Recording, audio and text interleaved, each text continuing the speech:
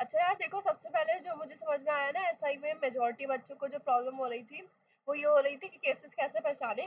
सही है।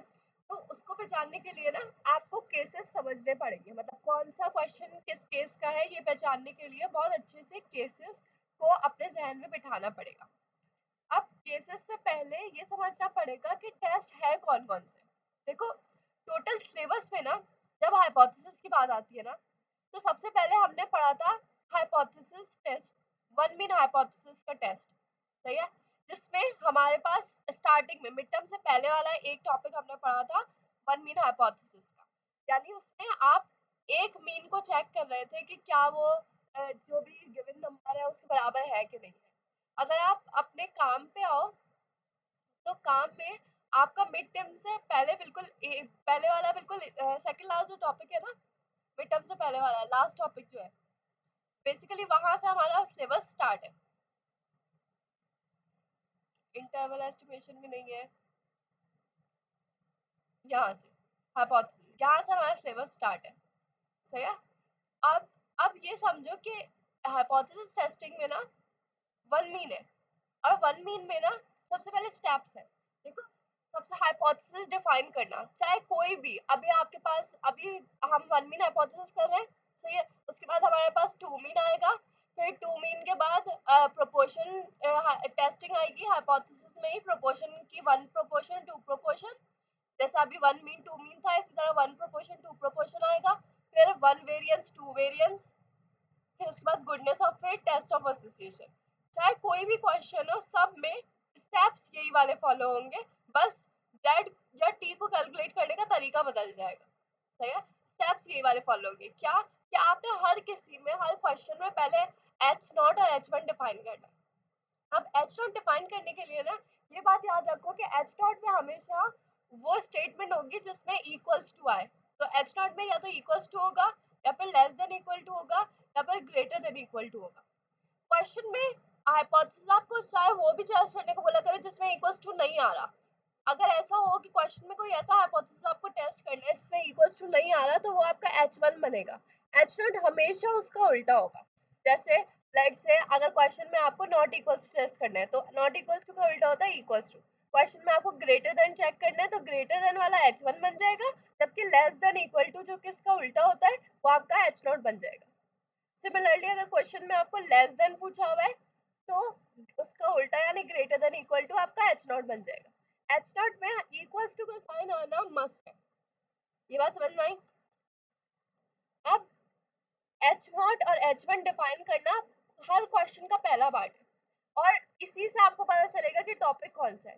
क्यों? क्योंकि अगर आप उन्होंने हाइपोथेसिस में मीन को टेस्ट करने को बोला हुआ है और एक मीन की बात हो रही है तो वन मीन हाइपोथेसिस टेस्टिंग हो जाएगा, और अगर दो मीन की बात हो रही है तो टू मीन हाइपोथेसिस टेस्टिंग हो जाएगा। इसी तरह किसी प्रोपोर्शन प्रोपोर्शन होता है ना, प्रोपोर्शन कितना रेशियो रेशियो वगैरह को चेक करने को बोला हुआ है तो वो वन प्रोपोर्शन टेस्ट हो जाएगा। इसी तरह दो प्रोपोर्शन को चेक करने वाला है तो वो टू टू प्रोपोर्शन चेक करने वाला है। तो मतलब तुम्हें सबसे पहले ये ढूंढना है कि एच नॉट और एच वन पूरे क्वेश्चन में कैसे बन रहा है और उसमें क्या टेस्ट करने को बोला हुआ है। वो वेरिएंस हो सकता है, प्रोपोर्शन हो सकता है, वन मीन हाइपोथेसिस हो सकता है, टू मीन टेस्ट करने को बोला हो सकता है, और यहाँ तक कि वो ये भी बोला हुआ हो सकता है कि आपकी ऑब्जर्व जितने भी रिजल्ट है वो एक्सपेक्टेड रिजल्ट्स के बराबर है, या फिर इसमें एसोसिएशन है इसमें एसोसिएशन नहीं है। तो अगर आपने एच नॉट और एच वन डिफाइन कर लिया ना तो आपको सबसे पहले टॉपिक समझ में आ जाएगा। सही है। तो पहली बात आ गई कि टॉपिक डिटरमाइन करना है, वो है लेवल वन, जो कि आपका जब आप एच नॉट और एच वन डिफाइन करोगे आपको आ जाएगा। फिर level of significance her question में जाएगा। अगर किसी क्वेश्चन में नहीं दिया हुआ है तो आप खुद अपने पास से अल्फा को 0.05 खुद ही लिख दो बगैर सोचे समझे। थर्ड नंबर, अब असल जो डिफरेंट आते हैं ना हर वो आते हैं यहाँ पे स्टेप नंबर थ्री में, कि जो आपको z या t या फिर काई स्क्वायर या फिर f whatever चीज जो भी आपको कैलकुलेट करनी है वो किस फॉर्मूले से करनी है, इसकी बेसिस पे हर हर क्या कहते हैं टॉपिक के अंदर अलग फॉर्मूलाज है स्टेप थ्री में। जैसे अगर हम वन मीन हाइपोथेसिस टेस्टिंग जो हमारा पहला टॉपिक है उसकी बात कर रहे हैं, तो वन मीन हाइपोथेसिस टेस्टिंग में देखो तीन केसेस हैं। इन केसेस को समझना बहुत इंपॉर्टेंट है क्योंकि इसी केसेस को समझ के आप वो लगाते हो। लगाते हो, क्या कहते हैं, फॉर्मूला लगाते हो। सबसे पहले सिग्मा समझो, सिग्मा क्या है? सिग्मा है स्टैंडर्ड डेविएशन, लेकिन किस चीज की स्टैंडर्ड डेविएशन? पॉपुलेशन की। मतलब जो सैंपल दिया हुआ है उसकी स्टैंडर्ड डेविएशन की बात नहीं हो रही।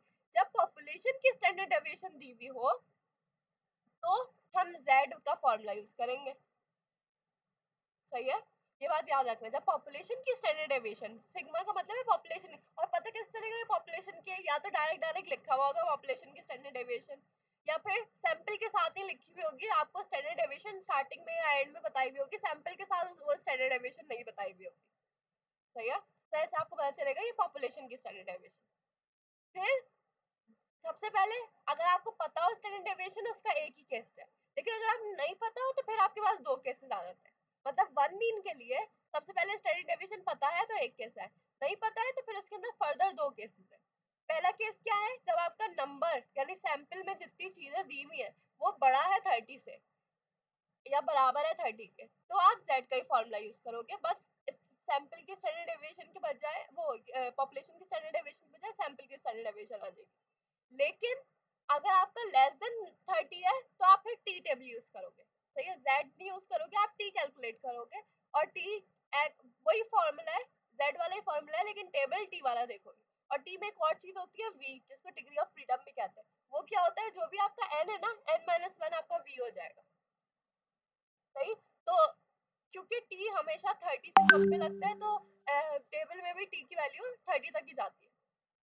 सही, तो पहले स्टेप वन में आपने h नॉट h1 किया, फिर आपने लेवल ऑफ सिग्निफिकेंस डिफाइन किया, फिर आपने फॉर्मूला डिफाइन किए, और फिर उसके बाद आप टेस्ट करोगे रिजेक्ट और एक्सेप्ट करने का। अब रिजेक्ट और एक्सेप्ट करने का टेस्ट z टेबल और t टेबल से पहले वैल्यू निकाली। सही है, अच्छा इसको मैं बोलूंगी, जो आपने फॉर्मूला से निकाली है ना, मैं इसको बोलूंगी z कैलकुलेटेड या t कैलकुलेटेड। सही है, तो आपको टेस्ट करने पे आओगे ना तो आपको टेबल से वैल्यू निकालनी होगी। और टेबल से वैल्यू कैसे निकालते हैं? आपका जब आप यहाँ पे हाइपोथेसिस डिफाइन कर रहे होगे ना, तो h1 के ऊपर डिपेंड करेगा कि कौन सा टेस्ट है। अगर h1 नॉट इक्वल्स टू है तो कौन सा टेस्ट होगा? क्या कहते हैं, two tail test. h1 greater than है तो आपका right tail test, h1 less than है तो लेफ्ट टेल टेस्ट। सही है, तो सारा h1 पे डिपेंड करेगा। अगर h1 में ग्रेटर आ रहा है तो राइट टेल टेस्ट, h1 में लेस आ रहा है तो लेफ्ट टेल टेस्ट, और h1 में नॉट इक्वल्स टू आ रहा है तो टू टेल टेस्ट। अब आपने टेबल से वैल्यू निकालनी है और ये डायग्राम बनानी है। डायग्राम कैसे बनानी है? जैसे लेट से आपका टू टेल टेस्ट है, नॉट इक्वल्स टू वाला है, टू टेल टेस्ट है, तो डायग्राम आपने ऐसे बनानी है। आपने z अल्फा अपॉन 2 की वैल्यू निकालनी है। सही है, z अल्फा अपॉन 2 की वैल्यू कैसे निकालोगे? लेट से z 0.05 है तो z अल्फा बाय 2 यानी z 0.025 की वैल्यू निकालनी है आपको। आप टेबल में गए, ये रहा z, z में आप आ गए 0.025 ना, 0.012, ये रहा 0.02, 0.0, अच्छा 0.025 पे z की वैल्यू निकालनी है, तो आप यहाँ पे 0.025 ढूंढोगे। ये 0.00, 0.01, 0.02, ये रहा 0.025, जिसकी वैल्यू है ये 1.96, यानी -1.96 और 1.96 आपकी वैल्यूज हो जाएंगी इसकी, z की। यहाँ पे -1.96 और यहाँ पे 1.96। सही है, तो आपकी z की वैल्यू हो गई। t की वैल्यू भी ऐसे ही निकालोगे। आप t टेबल में गए, लेट से t पे हमारा 0.05 है और n है हमारा, डिग्री ऑफ फ्रीडम है हमारा 9। अगर n 10 है तो डिग्री ऑफ फ्रीडम 9 हो जाएगा। अब इस पे आपको अगर 0.0, हाँ ये रहा टी डिस्ट्रीब्यूशन, इसमें आ गया 0.025, इसमें हम गए 9, हमने देखा ये वैल्यू निकल गई 0.025 की, जो कि है 2.262। सही है, तो आपने z और t की वैल्यू निकालोगे सिंपली, यहाँ पे रखोगे, यहाँ पे रखोगे, और उसके आगे वाला एरिया क्रिटिकल रीजन बन जाएगा, उसमें कलर कर दोगे। अब आपका जो भी आपने कैलकुलेट किया है आप वो बनाओगे। सही है, जैसे यहाँ पे आया हमारे पास 2.53।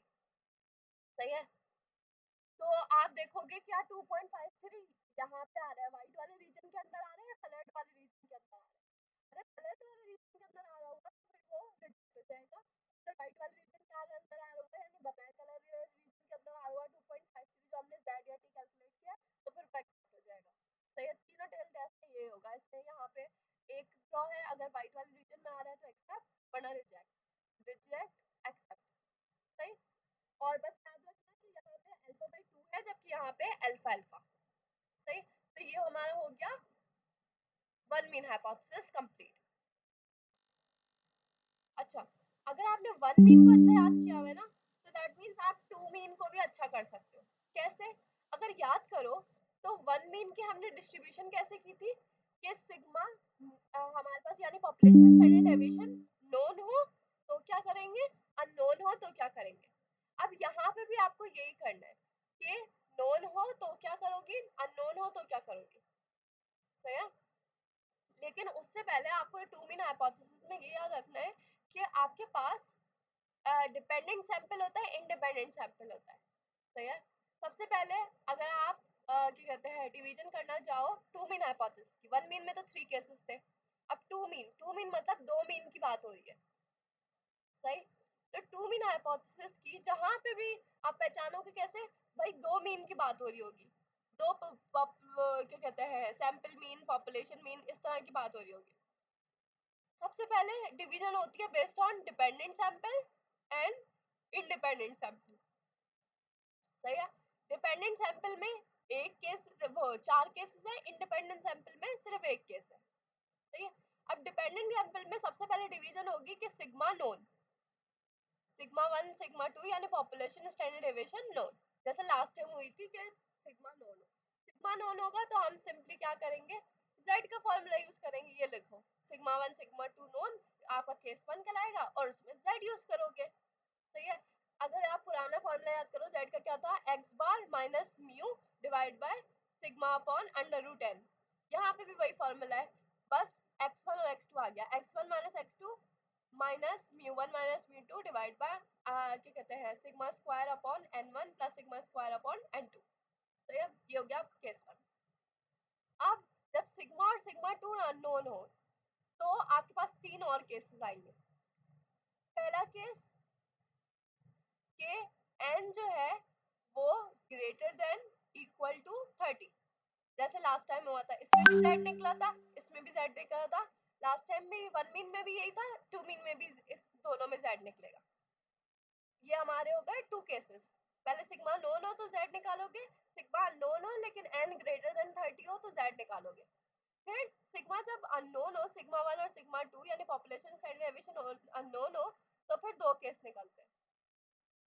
क्या दो केस निकलते हैं कि भाई आपको ये पता है कि सिग्मा और सिग्मा 1, ये देखो केस 1 और केस 2 हो गया, आपको ये तो पता है कि आपको क्या कहते हैं पॉपुलेशन स्टैंडर्ड डेविएशन नहीं पता लेकिन आपको ये पता होगा कि वो पॉपुलेशन स्टैंडर्ड डेविएशन इक्वल है या तो इक्वल नहीं है। अगर कहीं पे भी क्या कहते हैं क्वेश्चन में ये बोला हुआ हो कि पॉपुलेशन स्टैंडर्ड डेविएशन इक्वल है या उनका डिफरेंस इक्वल्स टू 0 है, अच्छा दोनों एक ही बात है, मैं बोलूं पॉपुलेशन स्टैंडर्ड डेविएशन इक्वल है या फिर मैं सिग्मा 1 सिग्मा 2 को यहाँ पे लाऊं, सिग्मा 1 माइनस सिग्मा 2, ऑब्वियसली यहाँ पे 0 आ जाएगा।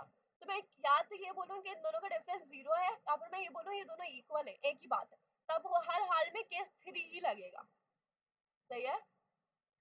और केस 3 में टी निकलेगा और टी की वही फॉर्मूला है, बस आपने यहाँ पे एसपी अलग से निकालना होगा। और एसपी को याद रखने का तरीका ये है n माइनस वन, यहाँ पे भी n minus one, n2 minus one, n2 minus one, minus one यहाँ पे माइनस टू हो गए और यहाँ पे s1 का स्क्वायर s2 का स्क्वायर, सही। n1 minus one, n1 minus one, n2 minus two, n2 minus two और s1 और s2 का square. Similarly n1 minus one, n2 minus one, minus one minus two होगा। ये तुम्हारा डिग्री ऑफ फ्रीडम हो गया, ये हो गया केस 3 जब आपका सिग्मा दोनों इक्वल हो यानी पॉपुलेशन स्टैंडर्ड डेविएशन इक्वल हो। अगर पॉपुलेशन स्टैंडर्ड डेविएशन इक्वल नहीं है, स्टार्टिंग में क्या कंडीशन थी, सिग्मा 1 और सिग्मा 2 नोन हो तो z निकाल लोगी, सिग्मा 1 सिग्मा 2 अननोन है लेकिन तुम्हें n1 और n2 ग्रेटर देन 30 है तो z निकाल लोगी। अगर लेस देन इक्वल टू 30 है, पॉपुलेशन स्टैंडर्ड डेविएशन नहीं पता, n1 और n2 लेस देन 30 है लेकिन वेरिएंस जो है उनकी इक्वल है, सही है, इन दोनों की वेरिएंस इक्वल है, उनका सम 0 है, तो आप केस 3 लगाओ। लेकिन अगर अब क्या कहते हैं पॉपुलेशन स्टैंडर्ड डेविएशन अननोन है, n1 और n2 लेस देन 30 है और आपके हो गया। और केस 4 में सिंपली आपने क्या किया, T1 x1 minus x2 mu1 minus mu2 s1 का square divide bye n1 s2 का स्क्वायर डिवाइड बाय n2। बिल्कुल सिमिलर केस 2 वाला फॉर्मूला है, बस चेंज क्या हो रहा है, डिग्री ऑफ फ्रीडम निकालने का तरीका। डिग्री ऑफ फ्रीडम यहाँ पे निकालते हैं w1 plus w2 का square, w1 divide by n1 minus 1 w2 का square divide bye n2 minus 2। और w1 खुद क्या है, s1 का स्क्वायर डिवाइड बाय n1। अगर आप 2-3 दफा बगैर देखे इन फॉर्मूला को लिख लोगे ना, समझते कि पहले केस में उसका क्या फॉर्मूला, दूसरे केस में उसका क्या फॉर्मूला, तीसरे केस में दो केसेस और उनके क्या फॉर्मूला। अगर आप 2-3 दफा समझ के लिख लोगे ना, प्रॉब्लम सॉल्व हो जाएगी कि कौन सा केस बनाना है। बस अब लास्ट केस जिसके डिपेंडेंट सैंपल का बनता है, क्या मतलब डिपेंडेंट सैंपल केस में या तो ये हिंट होगी कि ये क्या कहते हैं डेटा भी आपको डिपेंडेंट है, या तो ये दिया होगा या फिर कोई भी केस नहीं लगा होगा, ना केस 1 लग रहा ना केस 2 ना केस 3 ना केस 4, कोई भी केस नहीं लग रहा, मुझे केस 5 लगा दो। सही है। अब केस 5 में क्या है कि आपके पास x जितने x दिए होंगे उतने y दिए होंगे। आपने क्या करना है, x माइनस y निकालना है कैलकुलेटर से। और आप क्या कर सकते हो, आप टेबल में वैल्यू इनपुट कर रहे हो ना, कैलकुलेटर में जो टेबल का ऑप्शन होता है या फिर वन वेरिएबल का जो ऑप्शन होता है, उसमें वैल्यू इनपुट कर दो, तो डायरेक्ट डायरेक्ट माइनस y करके उसमें वैल्यू इनपुट करो, अलग से x माइनस y की वैल्यू पहले लिख के फिर टेबल में मत डालना, डायरेक्ट वहाँ पे x माइनस y करोगे खुद ही वैल्यूज आ जाएंगी कैलकुलेटर में। जैसा कि मैं यहाँ पे दिखाऊँ, जैसे मेरा कैलकुलेटर है, मैं वैल्यू पे गई, तो यार मैं 6 पे गई। अब मेरे पास वन वेरिएबल का कैलकुलेशन है, मैं डायरेक्ट अगर यहाँ पे x minus five like one minus two है, मैं वन माइनस टू डालूंगी ना तो खुद ही आंसर डायरेक्ट आ जाएगा। तो ये मुझे कैलकुलेट करने की जरूरत नहीं है, तो आप यहाँ पे टाइम बचाना है, डी डायरेक्ट कैलकुलेट करना। तो एक दफा आपने वैल्यूज डाल दी, मैं ऐसे रैंडम वैल्यूज डाल रही हूँ। सही है, या आपने वैल्यूज डाल दी, आपने ऐसे किया, आप ऑप्शंस पे गए और वन वेरिएबल कैलकुलेशन नॉर्मली आपकी जिसमें भी काम आती है। सही है, तो उसमें अब हमें तीन चीजें चाहिए। सबसे पहले जो डी यानी मीन, यानी जिसको हम नंबर कहते हैं, 3 पॉइंट आंसर तो मुझे मिला, तो ये हमारा होता है मीन। जो फिर डी की मैंने वैल्यू निकाल के उसका मीन निकाला, और इसी तरह डी का स्टैंडर्ड डेविएशन ये रहा डेरिवेशन ऑफ एसेट्स, ये रहा मैंने डेरिवेशन निकाला। और हमने फॉर्मूला में डी बार माइनस म्यू डी हमें दिया हुआ होगा डिवाइड बाय डेरिवेशन निकाला एंड भी हमें दिया हुआ होगा। ये होता है हमारे 5 केसेस किसके, टू मीन हाइपोथेसिस के। तो अगर देखो वन मीन टू मीन मिला रहे, बस टू मीन में 4 केसेस हैं जबकि वन मीन में 3 केसेस थे। अगर हम डिपेंडेंट को बता दें, क्योंकि डिपेंडेंट तो बिल्कुल ही अलग केस है। सही है, यहाँ पे यहाँ तक सेम है, बस लेस देन 30 पे 2 और केसेस है, इसमें एक्स्ट्रा निकल गया। सही है, तो ये हो गया टू मीन हाइपोथेसिस का। अब आ जाओ एक सैंपल क्वेश्चन कर लेते हैं 10.35। सही है, अब ना क्वेश्चन को जब भी पढ़ा करो ना, साथ साथ ब्रेक डाउन करते हुए चला करो। To find out whether a new serum will arrest leukemia, 9 mouse will have advanced stages of disease are selected, 5 mouse received treatment, 4 mouse did not। अभी नंबर बताए हुए N1 और N2, N1 5 N2 4, दो N1 N2 आ गए, यानी मुझे यहाँ से समझ में आना चाहिए जो भी चीज की बात है, दो चीजों की बात हो रही है, चाहे वेरिएंस हो मीन हो, जिस चीज की भी बात हो, दो की बात हो रही है। Survival time in years from time of experiment commenced at, ये सर्वाइवल टाइम दिया हुआ है एयर्स में, यानी पहला 2.1 एयर्स या जिसकी ट्रीटमेंट हुई थी, 5.3 1.4 4.6 0.9 at 0.0 level of significance दी हुई है। कैन द सीरम बी क्या कहते हैं सेम टू बी इफेक्टिव, क्या सीरम हमें लगता है कि इफेक्टिव है, assume two population to be mutual normally distributed with equal variances. अब सबसे पहली बात, हमारे पास यहाँ पे डायरेक्टली नहीं बोला हुआ कि हम ये किस टॉपिक का क्वेश्चन है, लेकिन उन्होंने ये बोला हुआ है क्या ट्रीटमेंट इफेक्टिव है, यानी सीरम जो है वो इफेक्टिव है, यानी जिसको ट्रीटमेंट मिल रही है वो ज्यादा फायदे में रह रहा है कि नहीं। अब हमें पता है कि ऑन एवरेज अगर सीरम वाला बंदा या सीरम वाला माउस ऑन एवरेज लंबी जिंदगी, जिनको सीरम मिला है वो ऑन एवरेज अगर लंबी जिंदगी जी रहे हैं तो मतलब सीरम इफेक्टिव है। वरना ऑन एवरेज वो लंबी जिंदगी नहीं जी रहे, तो मतलब इनफेक्टिव है। तो सबसे पहले तो ये पढ़ के हमें डिटरमाइन किया कि क्योंकि इसमें टॉपिक नहीं दिया हुआ, तो हमने ध्यान से सोचा कि किस टॉपिक में जा सकता है। तो मुझे समझ में आया सबसे पहले दो केसेस की बात है। दूसरी बात, हमें ये डिटरमाइन करना है कि इफेक्टिव है या इनइफेक्टिव है। तो हम इफेक्टिव कब होता है, कोई भी सीरम कोई भी दवाई इफेक्टिव कब होती है, जब उसको लेने वाले ज्यादा साल जिए, क्योंकि यहाँ पे सालों की बात की हुई थी, लाइफ दी हुई थी। तो ऑब्वियसली उस सीरम को लेने वाले माइस अगर ज्यादा साल जिए तो मतलब वो सीरम है, राइट। तो सबसे पहले मैंने H0 और H1 बनाया। क्या मैंने बोला कि लाइक से मेरा जो H0 है वो हुआ कि म्यू1 यानी जो झील रहे हैं इक्वल टू, अच्छा सबसे पहले ये बताओ इफेक्टिव है का क्या मतलब है कि जब हमारा म्यू1 जो है यानी ट्रीटमेंट जिन्होंने रिसीव किया है वो ज्यादा हो, सही है, म्यू2 से, यानी उनका एवरेज लाइफ उनकी ज्यादा हो म्यू2 से, यानी जिन्होंने ट्रीटमेंट लिया उनकी लाइफ ज्यादा हो म्यू2 से। लेकिन इसको हम क्योंकि इसमें इक्वल्स टू नहीं है तो इसको हम H0 नहीं बना सकते, इसलिए यह H1 बनेगा। तो फिर हमारा H0 क्या बनेगा, इसका उल्टा, ग्रेटर देन का उल्टा क्या होता है, म्यू1 लेस देन इक्वल टू म्यू2, सही है। सबसे पहले अच्छी तरह पढ़ के टॉपिक निकाला, टॉपिक के निकालने के बाद H1 और H0 और H1 बनाया। अब H1 से हमें पता चल रहा है यहाँ पे जो भी हो राइट टेल टेस्ट लगेगा, चाहे Z हो T हो जो भी हो, राइट टेल टेस्ट लगेगा, सही है। क्यों, क्योंकि म्यू1 ग्रेटर देन है म्यू2 से। अब आ जाओ, सेकेंड स्टेप क्या होता है, हमें लेवल ऑफ सिग्निफिकेंस डिफाइन करना होता है। तो लेवल ऑफ सिग्निफिकेंस यहाँ पे दिया हुआ है 0.05। अब हमें ये डिटरमाइन करना है कि इसमें केस कौन सा लगेगा। अब केस डिटरमाइन करने के लिए हमें पता है 5 केसेस है। तो 5 केसेस किस बेस पे है, क्या पॉपुलेशन की जो वेरिएंस है यानी पॉपुलेशन का जो स्टैंडर्ड डेविएशन है क्या वो दिया हुआ है, नहीं दिया हुआ। क्या हमें जब स्टैंडर्ड डेविएशन नहीं दिया हुआ होता है तो हम देखते हैं n1 और n2 ग्रेटर देन 30 है, ग्रेटर देन इक्वल टू 30 है, नहीं भाई n1 5 है n2 4 है, तो ये ग्रेटर देन इक्वल टू 30 भी नहीं है, तो लेस देन इक्वल टू 30 है। अब लेस देन इक्वल टू में दो केस है, या तो इनकी जो पॉपुलेशन की स्टैंडर्ड डेविएशन है वेरिएंस है वो इक्वल होगी या फिर नहीं होगी। इन्होंने बोला two population to be normally distributed with equal variance. अब क्योंकि यहाँ पे इक्वल वेरिएंसेस लिखा हुआ है तो मुझे अंदाजा हुआ कि इक्वल वेरिएंसेस का क्या मतलब है कि यहाँ पे केस 3 लगेगा, जिसमें हमें एसपी निकालना होता है वो वाला केस लगेगा, सही। तो हम क्या करेंगे, टी निकालना होता है और एसपी निकालना होता है। हम क्या करेंगे, एक्स बार माइनस एक्स1 बार माइनस एक्स2 बार, हमारे पास डेटा दिया हुआ है, हम वो डेटा कैलकुलेटर में इनपुट करके x1 बार निकाल सकते हैं, इसी तरह सैंपल से x2 बार भी निकाल सकते हैं।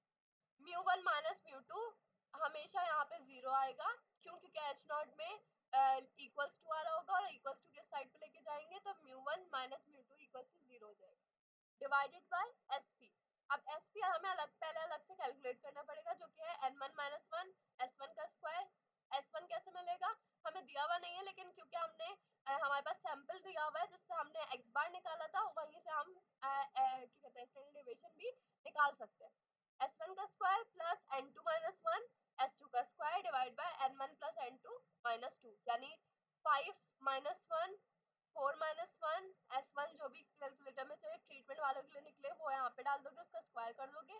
सिमिलरली S2 जो भी आए उसका स्क्वायर कर दोगे, या फिर डायरेक्ट S1 और S2 स्क्वायर डाल दोगे और N1 प्लस N2, इससे यहाँ पे SP आ जाएगी, SP की वैल्यू यहाँ पे डालोगे और T की वैल्यू निकाल लोगे, सही। तो यहाँ पे उन्होंने क्या किया, पहले SP निकाला और फिर T की वैल्यूज डाल के निकाल ली। अब एक दफा T कैलकुलेट कर लिया तो अब हम क्या करते थे, हम हमारे पास टेबल चेक करते थे। सबसे पहले ग्रेटर देन था तो हमें पता है यहाँ पे राइट टेल टेस्ट होगा। राइट टेल टेस्ट का मतलब है कि जो एरिया फिल होगा वो इधर फिल होगा, सही है। तो हमें टी की वैल्यू एट क्या कहते हैं टी अल्फा हमारे पास जो होगा N1 5 प्लस 4 -2 जो कि हो जाएगा 7। 0.04 और 7 पे टी की वैल्यू निकाल लिया।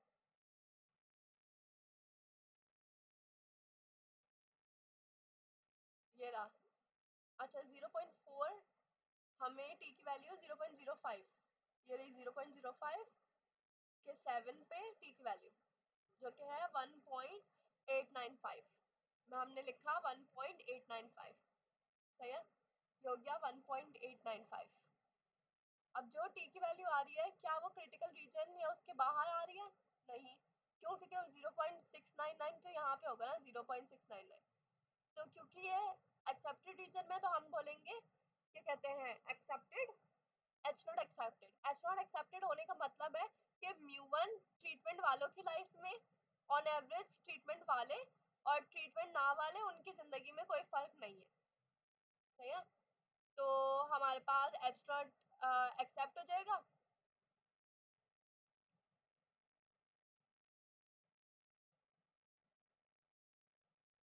हाँ, हम रिजेक्ट नहीं करेंगे, एक्स नॉट एक्सेप्ट हो जाएगा। और हम बोल देंगे कि जो उन्होंने पूछा था कि उन्होंने क्या पूछा था कि क्या सीरम इफेक्टिव है, तो हम बोलेंगे नहीं सीरम इफेक्टिव नहीं है। क्यों इफेक्टिव नहीं है? क्योंकि उस सीरम से ऑन एवरेज माउस ज्यादा जिंदगी नहीं जी रहा है। ये हो गया हमारा टू मेन हाइपोथेसिस वाला।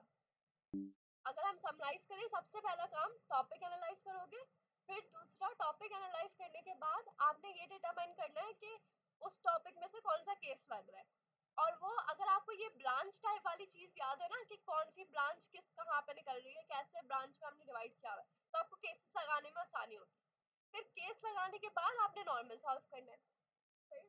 अच्छा, अब बीच में से ना हमने जैसे स्टेप 5 जो करते हैं ना, स्टेप 4 जो हम टेस्ट लगाते हैं और एक्सेप्ट और रिजेक्ट करते हैं, यार देखो उसमें ना जरूरी नहीं है हम टी टेबल को या जेड टेबल टेबल को यूज करें, हम पी वैल्यू को भी यूज कर सकते हैं। अब पी वैल्यू यानी प्रोबेबिलिटी को यूज करने का क्या पी वैल्यू को कैसे यूज कर सकते हैं? एक नॉर्मल जेड टेबल वाला हमने accept reject right tail test left tail test किया। अब हम आ जाते हैं पी वैल्यू को भी यूज कर सकते हैं, चाहे तो वो वाला टेस्ट करें चाहे पी वैल्यू वाला टेस्ट करें। अब पी वैल्यू में क्या होता है, सबसे पहले ये कंडीशन समझो। पी वैल्यू में लेट्स हम z निकालना है या t निकालना है, तो हम क्या करते हैं t greater than equal to t calculated.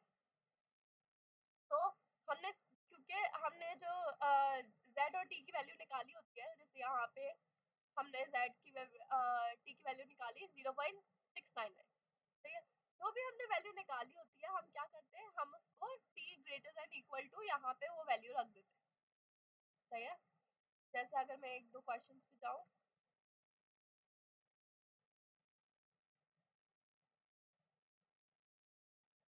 जो कैलकुलेटेड वैल्यू होती है, अच्छा उसका मॉड करके, उसको कभी भी नेगेटिव नहीं रखते, हमेशा मॉड करके पॉजिटिव वैल्यू आप रख देते हैं। ठीक है, अच्छा तो इससे ना ग्रेटर देन इक्वल टू 1 पे यानी लेस देन 1 पे टेस्ट होगा, तो उसकी जगह यहाँ पे 1 टेस्ट या फिर 2 टेस्ट। यहाँ पे 3 टेस्ट नहीं होते, यहाँ पे 1 टेस्ट होता है, यहाँ पे 2 टेस्ट होता है। लेफ्ट या राइट टेस्ट होता है और 2 टेल ही रहता है। 2 टेल में बस हम यहाँ से 2 से मल्टीप्लाई कराएंगे, बाकी कोई चेंज नहीं। अब रखने कैसे हैं कि z greater than equal to z calculated का मॉड लगा लोगे। और डिसीजन कैसे लोगे, अगर जो भी आपके पास p की वैल्यू है ना वो अगर लेस देन आई अल्फा से, जो भी अल्फा की वैल्यू है वो बड़ी हुई या बराबर हुई, ठीक है, तो आप रिजेक्ट कर दोगे। वरना अगर अल्फा की वैल्यू छोटी हुई तो आप कर लोगे। यानी p वैल्यू अगर हमारी बड़ी हुई है अल्फा से तो आप एक्सेप्ट कर लोगे, वरना अगर छोटी हुई तो रिजेक्ट कर दोगे। सही है, और जहाँ पे अल्फा ना गिवन हो वहाँ पे 0.05। अब यहाँ पे देखो हमने स्टेप 1 स्टेप 2 स्टेप 3 नॉर्मली किया, z निकाला। अब z निकालने के बाद यहाँ पे h0 और h1 टू टेल टेस्ट था, तो हमने सबसे पहले 2 p z greater than equal to 1 minus 1.643 mod किया तो 1.643 आ गया। अब ये याद रखो, अगर बहुत पहले वाला काम है मिड टर्म से पहले का, अगर याद हो तो z जो टेबल दिया हुआ होता है वो लेस देन इक्वल टू के लिए दिया हुआ होता है। अगर z की टेबल देखो, t ग्रेटर देन के लिए दिया हुआ होता है, t में यहाँ का दिया हुआ होता है, z में लेस देन इक्वल टू दिया हुआ होता है। तो हमें z को ना ग्रेटर देन इक्वल टू सबसे पहले लेस देन इक्वल टू बनाना पड़ता है हमेशा। लेस देन बनाएंगे, जब ये z लेस देन 1.643 आ जाएगा। अब हम चाहो तो टेबल में जाओ, चाहो तो कैलकुलेटर होता है आपका, आप कैलकुलेटर में गए, यहाँ पे वन वेरिएबल में गए, वन वेरिएबल में आपने जो डेटा होता है वो कुछ भी नहीं डाला, मेन्यू पे गए, 6 पे गए, वन वेरिएबल पे गए, कोई भी डेटा नहीं डाला, कोई भी डेटा डाले बगैर ऑप्शंस पे गए, जहाँ पे आप जो ग्रे वाले कैलकुलेटर होते हैं उसमें शिफ्ट 5 दबाना पड़ता है, ऑप्शंस में गए, ऑप्शंस में जाके जब आप डाउन एरो क्लिक करोगे ना तो ये आ गई summation, variable, min max, normal distribution. इसमें आपको नॉर्मल डिस्ट्रीब्यूशन पे जाना है, ये सिर्फ जेड के लिए एप्लीकेबल है, तो ये याद रखना है, इसमें क्यू के लिए एप्लीकेबल नहीं है। आप 4 पे गए, अब चाहो तो आप डायरेक्ट वन माइनस, या वन माइनस कहलाता है, वन माइनस पी कहलाता है क्यू, अगर आप पी निकालोगे डायरेक्ट, जैसे पी में अगर 1.643 लिखती हूँ, 1 दबाती हूँ और पी में 1.643 में रखती हूँ, तो हमारे पास ये वैल्यू आ जाएगी, सही है। लेकिन अगर मैं पी में नहीं रखती, मुझे डायरेक्ट 1 माइनस पी की वैल्यू निकालनी है, तो मैं डायरेक्ट क्यू से भी निकाल सकती हूँ, क्योंकि हमेशा जेड में पी ही निकलता है, सही है। तो हम जेड में हमेशा 1 माइनस ही निकलेगा, तो हम डायरेक्ट क्यू निकाल सकते हैं जेड में, और ये चीज सिर्फ जेड के लिए यूज होती है। आप आर क्या होता है, 1 माइनस पी, तो आपने आर में सिंपली रखा, क्या वैल्यू थी, 1.643, 1.643 आपने यहाँ पे रखी, और आपके पास डायरेक्ट ये 1 माइनस पी की वैल्यू आ जाएगी, जो कि 0.05019, जो कि 502 के बराबर है। ये आपने वैल्यू रखी, इसको 2 से मल्टीप्लाई करा है, ये आपकी पी वैल्यू आ गई। अब क्या ये पी वैल्यू 0.05 से बड़ी है, हाँ भाई बड़ी है, तो हमने एक्सेप्ट कर लिया, अगर छोटी होती या बराबर होती तो रिजेक्ट कर देते, सही है। अब चाहो तो कैलकुलेटर से पी वैल्यू निकालो, लेकिन ये सिर्फ जेड के लिए कैलकुलेटर से निकल सकती है, वरना आप यहाँ पे भी जा सकते हैं, जैसे यहाँ 1.643 है ना, तो जेड 1.64 पे प्रोबेबिलिटी निकालो, जेड 1.64,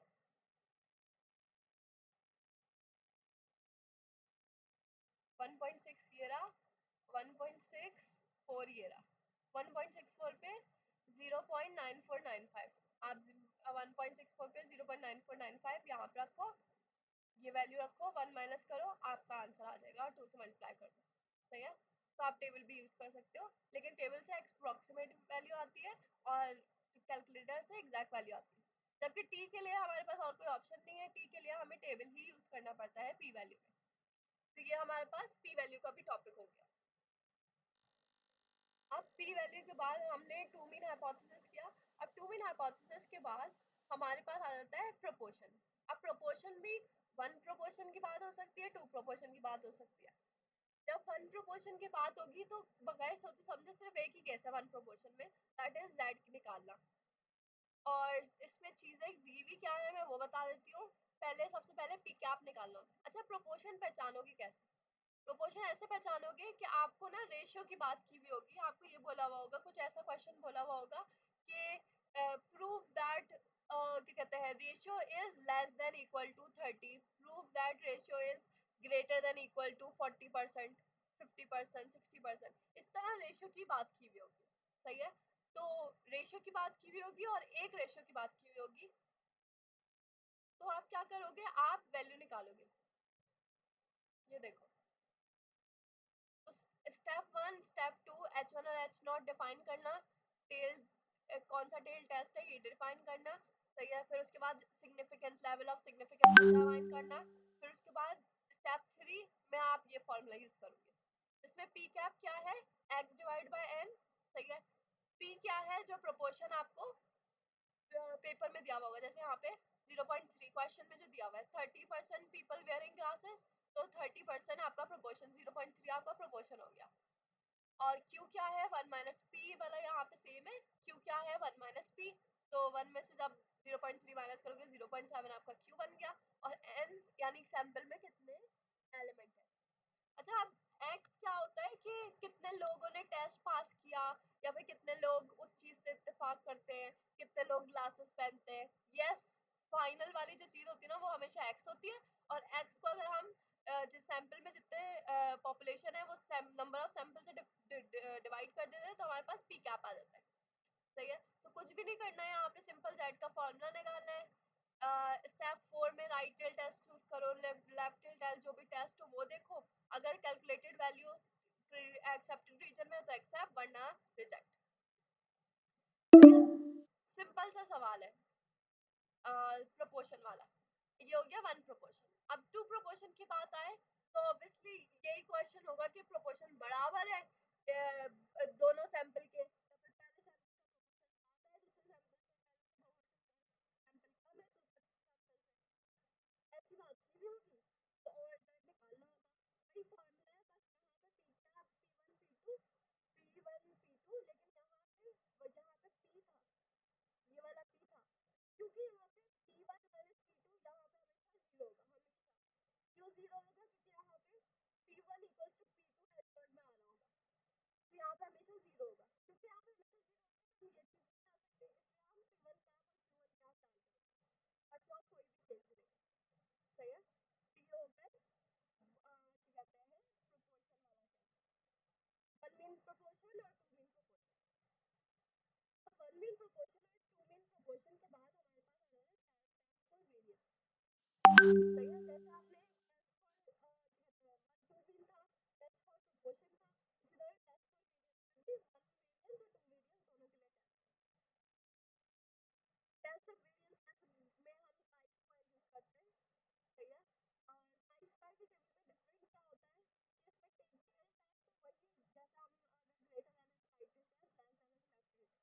बस ये याद रखना है कि यहाँ पे ग्रेटर में अल्फा होता है, लेस में वन माइनस अल्फा होता है, जैसे और यहाँ पे alpha by two, one minus alpha by two. Normally हमारे पास होता है ना अल्फा और माइनस अल्फा, ऐसे नहीं होगा यहाँ पे वन माइनस अल्फा वैल्यू निकालो। सही है, और पाई स्क्वायर की वैल्यू निकालो। पाई स्क्वायर में होता क्या क्या होता है, N minus one, S square और सिग्मा स्क्वायर। ये कौन सा वाला है, ये है स्टैंडर्ड डेविएशन, और ये है population standard deviation. Sample standard deviation, population standard deviation और स्क्वायर, सैंपल वेरिएंस और पॉपुलेशन वेरिएंस। सही, क्यों? क्योंकि स्क्वायर है तो सैंपल वेरिएंस या पॉपुलेशन वेरिएंस, या फिर वेरिएंस नहीं भी गिवन है, अगर स्टैंडर्ड डेविएशन में गिवन है तो उसका स्क्वायर। यहाँ पे जो यहाँ पे वैल्यू दी हुई होगी वो चीज यहाँ पे डालोगे, और एस स्क्वायर क्योंकि सैंपल गिवन होगा तो आप कैलकुलेटर से एस स्क्वायर निकाल सकते हो। सिंपली वही टेस्ट करोगे, हर बार रिपीटेटिव है, टेस्ट करने हैं। क्रिटिकल रीजन में फॉल करती है तो रिजेक्ट, एक्सेप्ट रीजन में फॉल करती है तो एक्सेप्ट। एक्सपर्ट डिफाइन करके, लेवल ऑफ सिग्निफिकेंस डिफाइन करके आपको फॉर्मूला लगाना है, फॉर्मूला निकाल के जिस भी चीज की वैल्यू निकाली है उसमें टेस्ट टेस्ट लगाना है, और रिजेक्ट या एक्सेप्ट करना है। ये आपका पूरा हर क्वेश्चन का फॉर्मेट है। अब टू वेरिएंसेस में, वन वेरिएंस में काई स्क्वायर यूज हो रहा था, टू वेरिएंस में एफ यूज हो रहा है। अब एफ में एफ की वैल्यू कैलकुलेट करने का सीधा सा फॉर्मूला है कि S1 का स्क्वायर डिवाइड बाय S2 का स्क्वायर, यानी सैंपल की वेरिएंस डिवाइड बाय सैंपल 2 की वेरिएंस। सही है, और क्या कहते हैं, सिंपल से इस पे एफ का आंसर आ जाएगा। एफ में आप क्या कहते हैं, इसमें भी one tail two tail test इसी का स्क्वायर की तरह होता है। One tail test right tail test होगा तो ऐसा F alpha, left tail test होगा तो एफ वन माइनस अल्फा, और टू टेल टेस्ट है तो F one minus alpha upon two, F alpha upon two, बिल्कुल सेम चीज है। बस इसमें याद रखना है यहाँ पे V1 और V2 दो होते हैं, तो V1 भी n माइनस वन, V2 भी n2 माइनस वन। सही, ये आपका हो गया F tail test. F table का चेक करने का तरीका ये होता है कि जो पहली वाली चीज होती है वो आपका रॉ होता है, और मतलब जो यहाँ पे होता है ना, अगर मैं एफ टेबल खोल के दिखाऊं,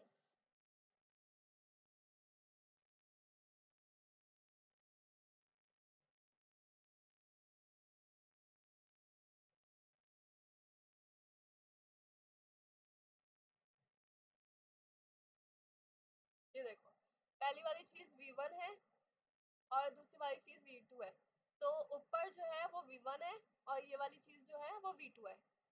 तो अगर लेट से 5 4 था तो V1 आपका हो जाएगा, N1 और N2 5 4 था तो V1 हो जाएगा 4 और V2 हो जाएगा 3, और उस पे आप वैल्यू निकाल लोगे एफ की, 0.05 पे ही नॉर्मली निकाल रहे होते हैं वैल्यूज। सही है, ये आपका हो गया टू वेरिएंस टेस्ट। अब आ जाओ, हमारे पास दो ही बचे हैं, गुडनेस ऑफ फिट और टेस्ट ऑफ एसोसिएशन। भी पूछा हुआ हो, गुडनेस ऑफ फिट पता कैसे चलेगा? जब भी क्वेश्चन में पूछा हुआ हो कि ऑब्जर्व रिजल्ट बराबर है एक्सपेक्टेड रिजल्ट के, मतलब हमने जो एक्सपेक्ट किया है और जो असल में आया है वो चीज बराबर है या उसमें कोई डिफरेंस नहीं है, तो इससे हमें पता चलेगा कि गुडनेस ऑफ फिट का टेस्ट करके। सही है। और इसमें हमेशा एच नोट और एच वन सेम ही रहते हैं कि या तो expected result observe result are expected result, और एच वन होता है कि कोई सिग्निफिकेंट डिफरेंस है, there is a significant difference between expected result and observe result. अब इसमें करना क्या होता है यार, इसमें बेसिकली ना आप कॉलम बनाते हो, मैं इसको वापिस से ज़्यादा अच्छे समझाती हूँ।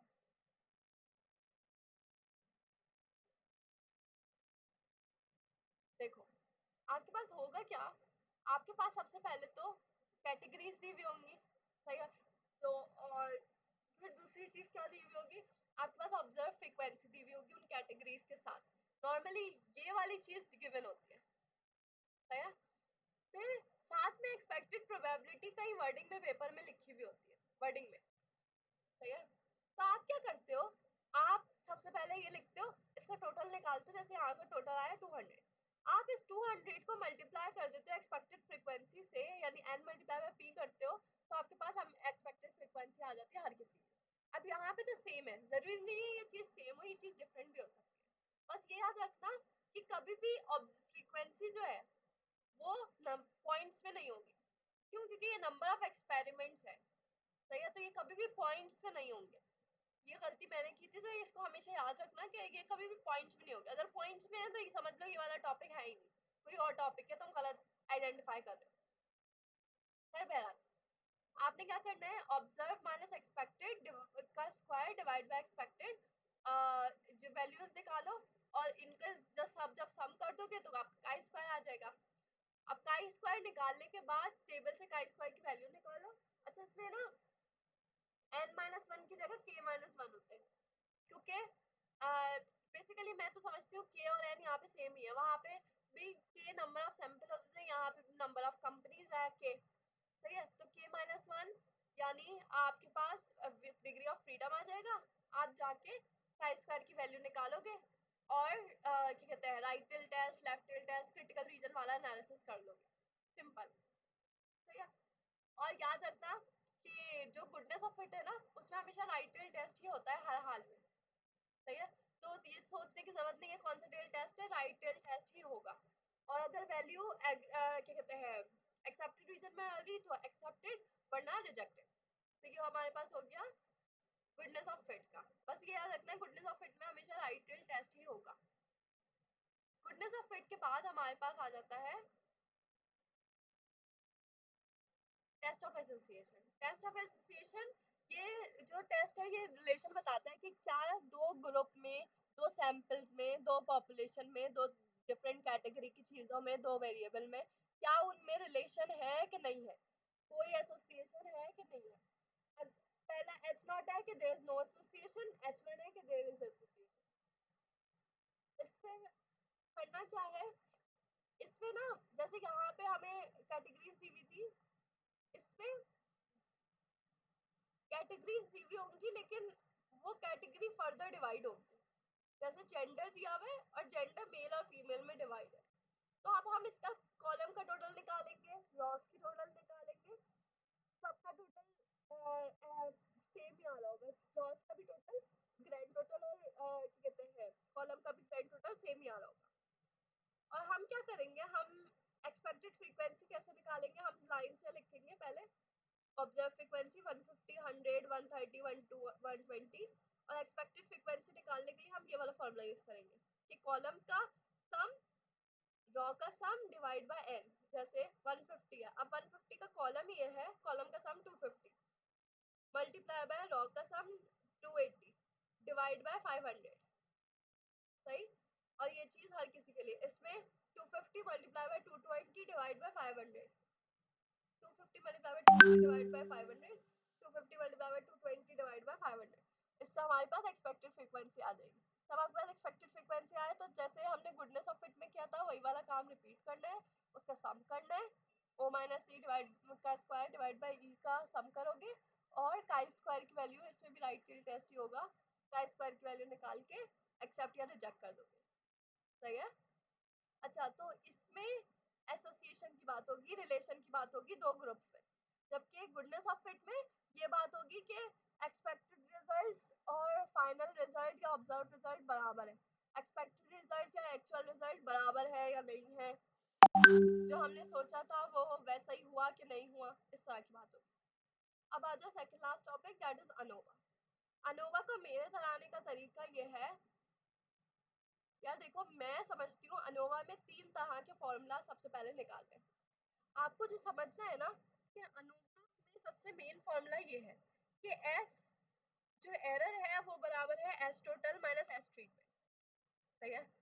तो मेन फॉर्मूला है कि आपने S error minus S total minus S treatment, ये आपका मेन फॉर्मूला है जिसके लिए आप एस टोटल निकाल रहे होते हो।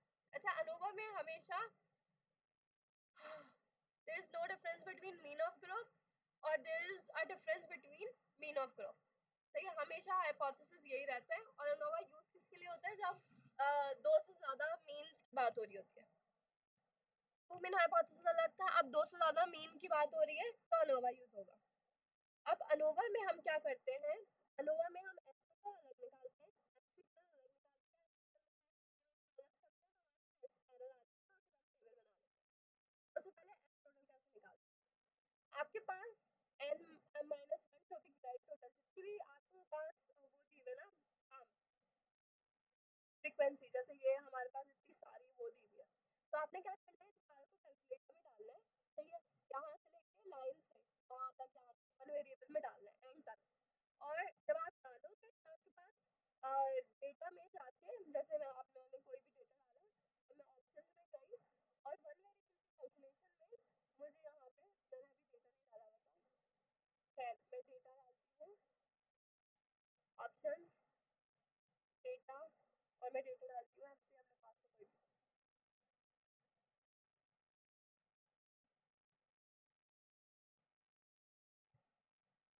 सही है। अब मैंने इसी किया और इसके बाद ऑप्शन में गई और वन वेरिएबल की कैलकुलेशन में गई, तो अब यहाँ पे मुझे इसका एस स्क्वायर एक्स होगा ना, मुझको वो यूज करना है। जैसे यहाँ पे है 559, तो मैं यहाँ पे 559 यूज करूँगी। एन माइनस वन एन का है यहाँ पे जितनी भी वैल्यूज है, यहाँ पे ये डाल दोगे ना डेटा, ऑप्शन में जाके डेटा भी देगा, तो आप डेटा डाल लोगे ना, तो इसमें पूरा डेटा डाल लोगे ना, यहाँ लिखा हुआ है, जैसे यहाँ पे 3 लिखा हुआ है, तो नंबर लिखा हुआ है वो जो आपका रहना होगा। तो क्या करोगे, N minus one into option में जाकर अभी जो मैंने बताया वो एस यूज कर लोगे, तो ये तुम्हारे पास हो जाएगा एस टोटल। सही है। मैंने यहाँ पे पैसे वाले कैलकुलेटर के लिए अलग से लिया है, मेरा फास्टेस्ट है तो मैंने फास्टेस्ट वाले के लिए भी नहीं लिया, मेरा वाला कैलकुलेटर वो ये यूज करे, ये वाला लाइन से मेथड, और जो तुम्हारे वाले कैलकुलेटर है ये वाला यूज करो। सही है, मैंने एक एक चीज लाइन से ली है।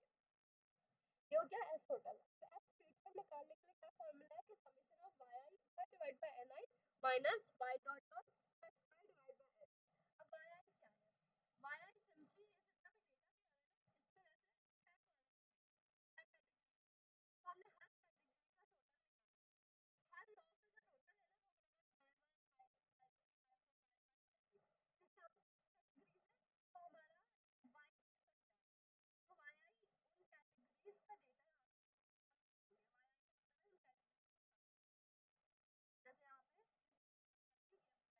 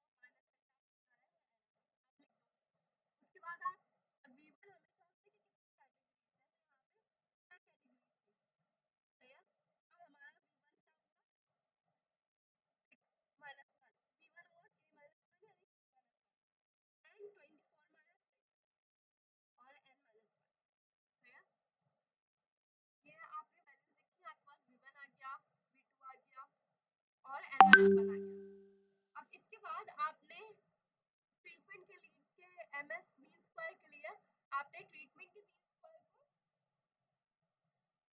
एसएस को डिग्री ऑफ फ्रीडम से डिफाइन करना है। मतलब यहाँ पे जो वैल्यू लिखी हुई है और यहाँ पे जो वैल्यू लिखी है उसको इसको इससे डिवाइड करना है। एसएस को डिग्री ऑफ फ्रीडम से डिवाइड करना है। यहाँ पे भी एरर के लिए भी यही काम करना है। एरर को डिग्री ऑफ फ्रीडम से डिवाइड करना है। तो आपका मीन स्क्वायर ऑफ ट्रीटमेंट और मीन स्क्वायर ऑफ एरर आ जाएगा। एक दफा मीन स्क्वायर ऑफ ट्रीटमेंट और मीन स्क्वायर ऑफ एरर आ गया तो आपने उन दोनों को आपस में डिवाइड कर दोगे तो आपके पास एफ रेशियो आ जाएगा। ये हमारी एफ कैलकुलेट हो गया। एफ कैलकुलेट होने के बाद आपने सिंपली क्या करना है, आपने डिसीजन लेना है राइट टिल्ट टेस्ट और लेफ्ट टिल्ट टेस्ट या टू टिल्ट टेस्ट। अच्छा, अब चाहो तो पी वैल्यू भी यूज कर सकते हो, सही है। चाहो तो आप कहते हैं F greater than equal to F alpha वी1 वी2 भी यूज कर सकते हो। बस इसमें याद रखना है इसमें हमेशा एक ही टेस्ट होता है। क्यों? क्योंकि यहाँ पे हाइपोथेसिस हमेशा यही होगा, इसलिए यहाँ पे टेस्ट भी एक ही होगा। ओके, अगर आपकी जो जो भी आपने एफ की वैल्यू आई है वो बड़ी हो जो टेबल वैल्यू एफ की टेबल वैल्यू से, तो आप रिजेक्ट कर दोगे एच नोट को, वरना एक्सेप्ट कर लोगे। सही है, तो ये आपका हो गया अनोवा। अब बस लास्ट टॉपिक बचा है, दैट इज रिग्रेशन। अच्छा, तो मैं एक छोटा सा रिव्यू कर देती हूँ। अनोवा में मेन फॉर्मूला क्या था, S square equals to S one minus S two, फिर क्या कहते हैं हमारा टेबल बना है और फिर डिसीजन लिया गया। अब ये फॉर्मूला लगाने के लिए हमें एस टोटल चाहिए और एस ट्रीटमेंट चाहिए। एस टोटल के लिए आपके पास अनोवा में जो भी काम दिया हुआ होता है ना, जैसे जितने भी सैंपल 6 कैटेगरी से सैंपल है, जितने भी सैंपल दिए हुए आपने ये सारी वैल्यूज लाइन से लेके एक करके एक ही दफा वेरिएबल यहाँ पे डेटा में डाल लाइन से 1 2 3 4 5 6 7 8 5 7 एंड तक सारी वैल्यूज डाल दी। एक दफा आपने सारी वैल्यूज डाल दी ना, तो लास्ट नंबर जो आपने लास्ट वैल्यू डाली हो ना, आपने जो लास्ट वैल्यू डाली, जैसे यहाँ पे मैंने लास्ट वैल्यू डाली है 48, तो उसके आगे मेरे पास नंबर आ रहा है 3। क्यों? क्योंकि मैंने यहाँ पे 3 वैल्यूज डाली। अगर आपने ये सारी वैल्यूज डाली होती, ये सारी वैल्यूज डाली होती है, तो आपके पास आंसर आ रहा होता 24। क्यों? क्योंकि यहाँ पे टोटल 24 वैल्यूज है।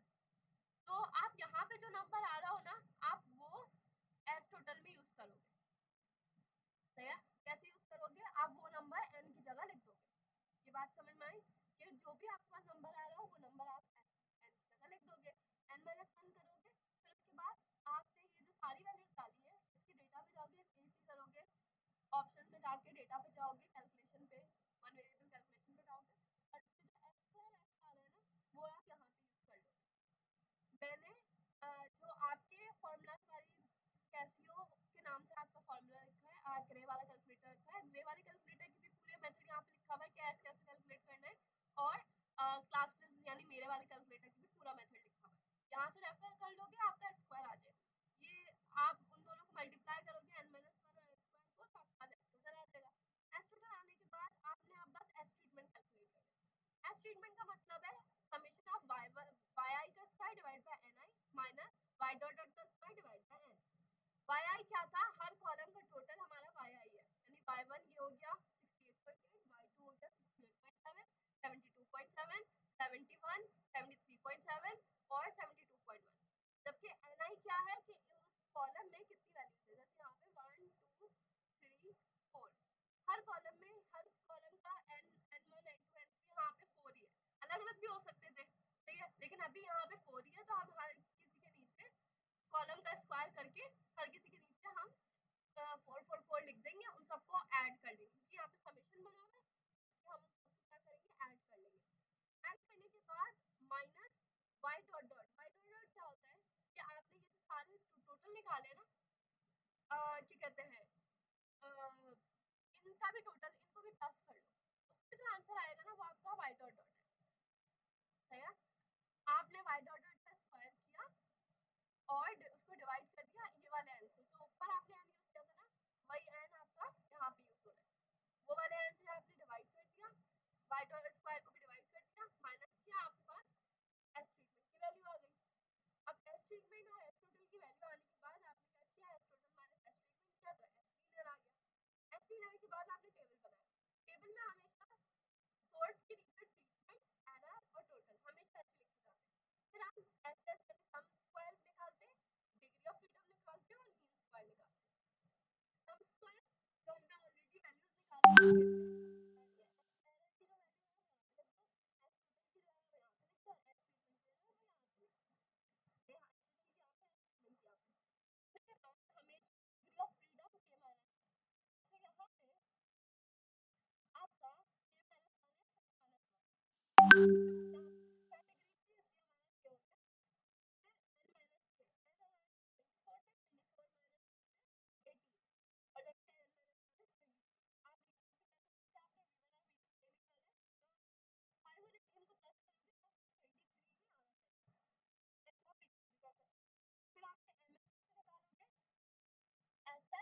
आप लिख सकते हैं जैसे आपने v1 और v2 ये निकाले, तो 5 और 18 को प्लस करोगे तो 23 ही आना चाहिए, ऐसा भी कर सकते हैं। फिर आपने ms कैसे निकालोगे, ss divide by degree of freedom और treatment, similarly ss of error divide by degree of freedom of error यानी v2, जो भी आपका आंसर आएगा उन ट्रीटमेंट ms ट्रीटमेंट को ms एरर से डिवाइड कर दोगे, यानी 1.08 को 3.48 से डिवाइड कर दोगे तो आपके पास ऐसी वैल्यू आ जाएगी।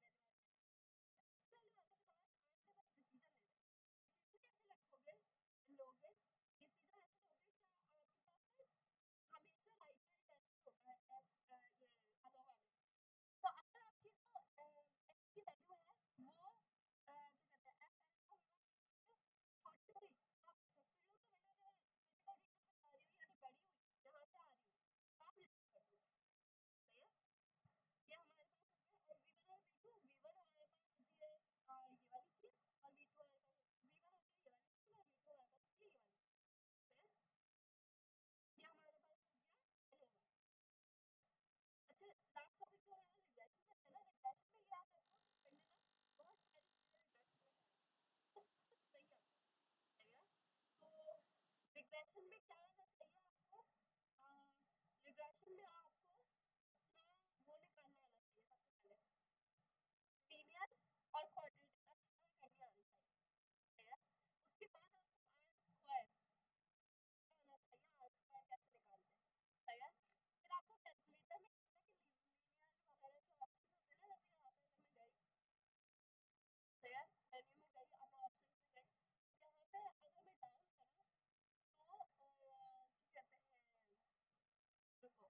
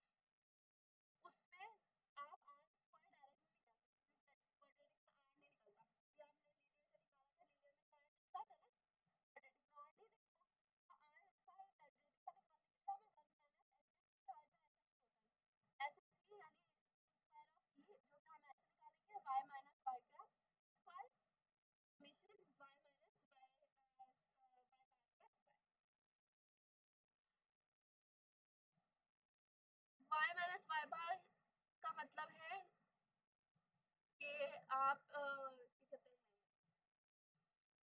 अच्छा इसको कोएफिशिएंट ऑफ डिटरमिनेशन भी कहते हैं, ये बात भी याद रखना, ठीक है।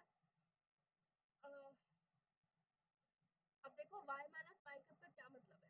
y माइनस y कप का मतलब है जो आपकी इक्वेशन आपने जो निकाली है ना उसको हम y कैप बोलेंगे। जो इक्वेशन से आपकी जो इक्वेशन में अगर आप जीरो डालो और y की जो वैल्यू आए वो सारी y की वैल्यू निकाल ली, लेकिन आपको एक एक एक इक्वेशन से निकली है और एक क्वेश्चन में भी दी हुई थी वो वैल्यूज, राइट। ये क्वेश्चन की वैल्यूज है जिनको हम कहते हैं y, और जो इक्वेशन से निकाली है उनको हम क्या कहते हैं y कैप। आपने क्वेश्चन की वैल्यूज को माइनस किया इक्वेशन की वैल्यूज से और जो जो आपका डिफरेंस आया उसका स्क्वायर कर दिया, तो आपके पास इन सब का समीशन क्या कहलाएगा, एस एस ई का स्क्वायर, सही है। ये आपका इन सब का डिफरेंस कहलाएगा एस एस ई।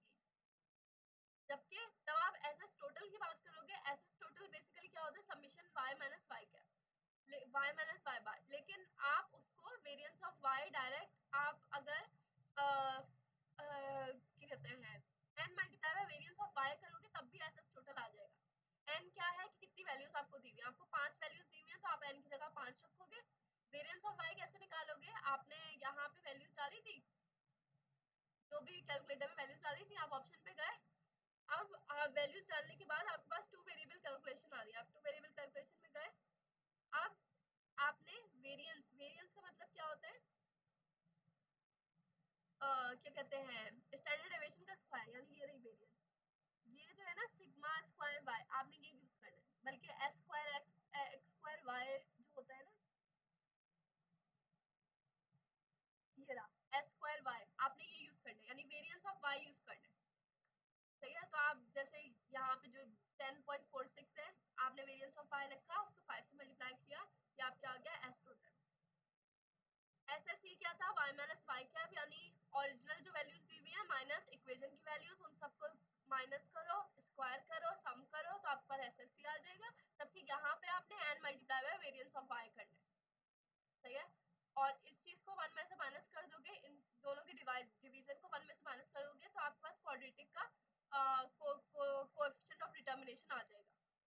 बाकी हमने बाकी किसी का कोएफिशिएंट ऑफ डिटरमिनेशन निकालना नहीं सीखा, तो ये हमने लीनियर का सीखा है, क्योंकि लीनियर के कैलकुलेटर में आर आ जाता है, उसका स्क्वायर कर लेंगे तो वो उसका कोएफिशिएंट ऑफ डिटरमिनेशन आ जाएगा।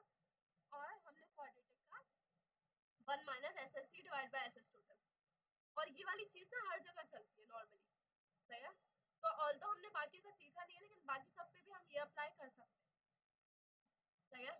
अब आ जाओ, बस यही है, और कुछ भी नहीं है, बाकी ये सब याद कर लेना। ये जो ये वाला काम है ना, बस मैं ये बता दूं, ये जो लास्ट वाला, देखो ये वाला काम यहाँ तक जो काम है ना, ये इंक्लूडेड है, लेकिन जितना भी डेरिवेशन वाला जो काम था ना, जैसे ये है, ये इंक्लूड नहीं है, ये इंक्लूड नहीं है, ये नहीं इंक्लूड, ये भी इंक्लूड नहीं है। जितनी भी डेरिवेशंस वाली चीजें हैं ना वो सिर्फ समझाने के लिए है, सही है, वो पेपर में नहीं आ रही है। पेपर में क्या आ रही है, ए और बी और सी की वैल्यूज निकालनी आनी चाहिए कैलकुलेटर से, सही है। आपको कोएफिशिएंट ऑफ डिटरमिनेशन निकालना आना चाहिए, आपको ये पता हो कि इंटरसेप्ट कैसे बनता है, आपको इक्वेशन बनानी आनी हो, ऐसे कैलकुलेटर से सारी इक्वेशंस ऐसे बनानी आती हो, सही है। आ, अच्छा ये वाला काम भी सर ने समझाने के लिए कराया था, वरना इसके लिए भी कैलकुलेटर में इक्वेशन हमारे पास ए बी एक्स वाली इक्वेशन मौजूद है, अगर आप 6 में जाओ ये देखो ए बी की पावर एक्स, ए बी की पावर एक्स वाली इक्वेशन आपके पास मौजूद है। मैं 2 दबाऊंगी और मैं एक्स और वाई की वैल्यूज डालूंगी तो मेरे पास ये वाली इक्वेशन के ए और बी आ जाएंगे। सही है, तो आपको इसको लीनियर में कन्वर्ट करने की जरूरत नहीं है, आपके मेरे वाले कैलकुलेटर और आपके वाले कैलकुलेटर दोनों में ये ऑप्शन मौजूद है। सही है, सो बस ये हो गया हमारा रिग्रेशन, इसके अलावा रिग्रेशन में नहीं है।